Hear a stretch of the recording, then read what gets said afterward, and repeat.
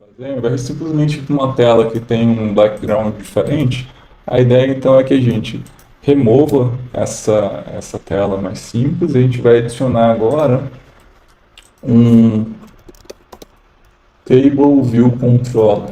Tá? Table View Controller é uma interface com uma estrutura um pouco diferente, né? Mais robusta ali do que o View Controller. Então aqui, nota que ela tem um cabeçalho, né, e um corpo diferente aqui. Quando eu clico nessa parte de cima, aqui do lado direito tem a opção de fazer alguns ajustes. Então o estilo, por exemplo, já tem alguns pré-definidos. A gente pode trabalhar com o estilo básico, que nota apareceu aqui essa aba de título, né? E no identificador a gente precisa definir o nome, aqui no caso vamos chamar de célula, tá? Cell. Beleza? Então, para o Table View Controller, a gente definiu ali o estilo básico, o identificador cell, tem outras coisas possíveis de definir, background color também, coisas do tipo. Vamos deixar assim por enquanto. E a gente precisa de novo fazer o link, né, da primeira tela com a segunda. Como é que faz? Segura o Ctrl, clica ali, arrasta até a próxima tela e show. Depois que exibiu, a gente clica aqui e precisa dar um nome para o identificador. Como o nosso código, que do exemplo que a gente fez agora há pouco, já tinha essa navegação de uma tela para outra, vamos escrever exatamente o mesmo nome de caminho, que a gente não precisa alterar o nosso código. Então é o tela 2. Então, da mesma forma, quando o código associado a essa tela de login, quando o login e a senha estiver com o valor correto, né, que a gente definiu aqui no código, ele vai chamar esse caminho tela 2 que manda para essa segunda tela. Outra coisa, outro detalhe importante, né? Quando a gente quer mexer no código aqui da tela de login, a gente já tinha essa primeira tela criada por padrão e já tinha o arquivo Swift associado a essa tela também criado por padrão. Lembra que eu mostrei como é que a gente vê isso? Vem, clica na tela, vem aqui no menu à direita, e aqui ó, classe View Controller, tá? Então, nesse caso a gente acabou de criar aqui uma nova tela. A gente precisa então em File, New, e nesse caso a gente pode criar esse Cocoa Touch Class, tá? Dentro do iOS, que ele já vai vir com uma estrutura padrão. Então, classe Table View Controller, subclasse, ele é uma subclasse da UI Table View Controller, tá? Linguagem Swift. Next.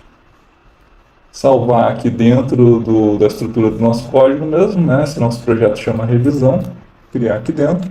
Então pronto, agora a gente tem uma Table View Controller. É um novo arquivo que foi criado no projeto, um arquivo em Swift, ele é da classe Table View Controller e ele herda da UI Table View Controller. Tá? Então já tem uma estrutura base aqui.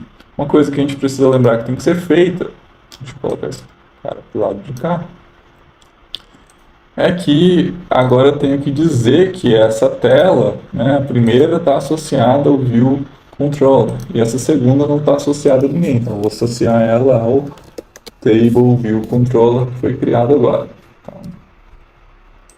Pronto, então agora Table View Controller está associado ao conteúdo dessa segunda tela. Aqui dentro tem uma série de código que já veio por padrão, tá? Uma boa parte está comentada e uma outra parte desse código que está descomentada é o que a gente vai dar uma conferida agora. Tá? Essa primeira função que te define a quantidade de sessões que a gente vai ter nessa tela. No caso, a gente vai trabalhar com uma sessão só, a gente vai fazer uma lista de nomes. Tá? E na segunda função criada, ela está associada ao número de linhas da seção específica. Nesse caso, isso vai ser um valor dinâmico, depende do tamanho do que eu quero exibir. E para esse exemplo, assim como a gente viu ali para a verificação do login e senha, a gente vai criar aqui uma estrutura que vocês já conhecem, que vai ser uma lista, e aí com base no tamanho dessa lista a gente vai gerar o conteúdo para ser exibido. Eu vou criar aqui a variável professores. E aí a variável professores vai ser uma lista de professores, tá? Vou chamar então, na verdade, de professor. variável professor, que é uma lista de professores, e eu vou acessar professor na posição X, Y, Z, são todos os professores que a gente tem definido aqui. Então, vou colocar aqui Caio, Thiago, Heitor,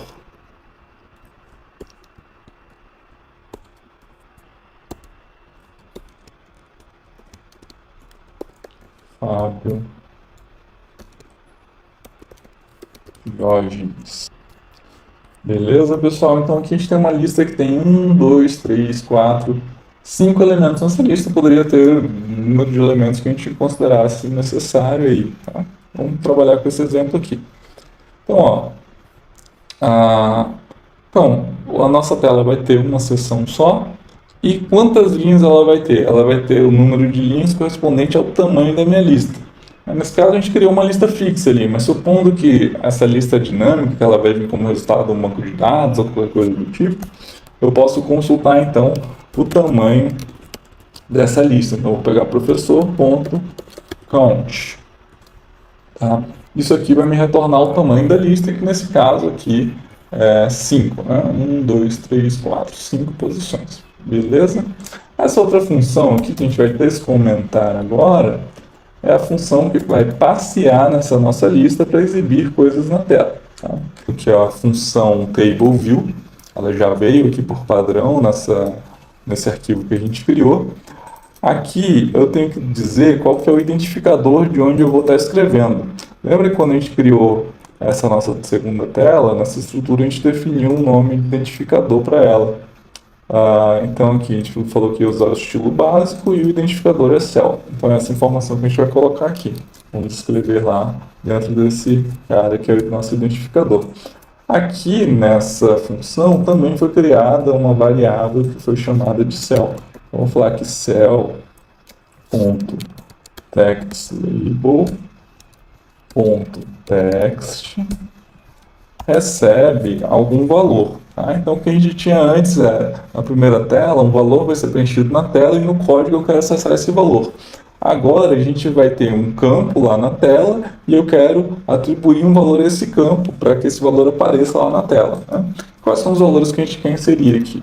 Os valores que estão lá na minha lista professor em uma determinada posição. Então, professor é uma lista que tem várias posições, cada posição tem uma string que é o nome de um professor. E aí eu quero posições dessa string. Para a gente ter um acesso a todas as posições de forma dinâmica, a gente pode usar esse cara aqui que é o indexpath.row. Com isso, a gente garante que toda a lista vai ser percorrida e cada momento vai ser acessado a entrada seguinte daquela nossa lista.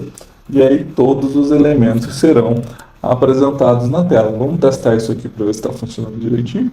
Então, executar aqui esse código. Aqui no simulador, lembra, a primeira tela tem um arquivo com o código associado a ela. Se eu clicar em acessar, colocando login assim errado, vem a mensagem de erro.